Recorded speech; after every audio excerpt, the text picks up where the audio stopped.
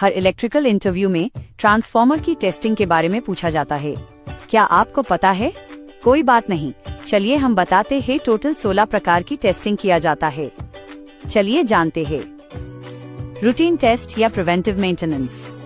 ये टेस्ट हर इंडस्ट्री में नियमित रूप से किए जाते हैं ताकि किसी भी खराबी को पहले से पहचाना जा सके।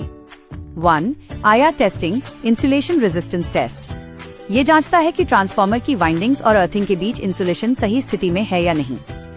ये मेगर से टेस्ट किया जाता है।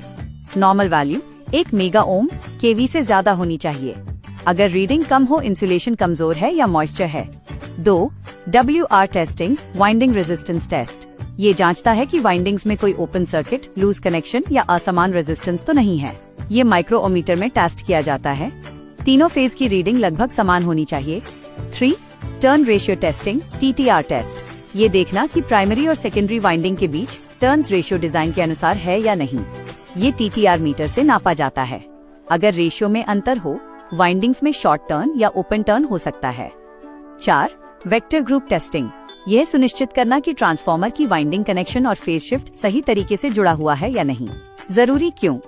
समान वोल्टेज लेवल के दो ट्रांसफार्मर को समानांतर चलाने के लिए दोनों का वेक्टर ग्रुप एक जैसा होना चाहिए। 5. Short circuit impedance test.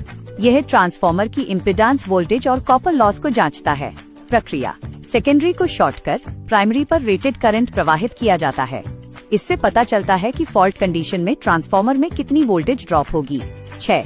No load loss and current test. ये जांचता है कि जब ट्रांसफार्मर बिना लोड के चलता है तो कोर में कितनी हानि, आयन लॉस होती है। ये पावर एनालाइजर से पता चलता है। Core loss, no load loss और नो लोड करंट की वैल्यू डिजाइन लिमिट में होनी चाहिए।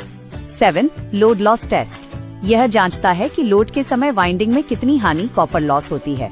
दोनों वाइंडिंग्स को लोड किया जाता है और कॉपर लॉस मापी जाती है। अगर लॉस ज्यादा हो, वाइंडिंग ओवरहीट हो सकती है।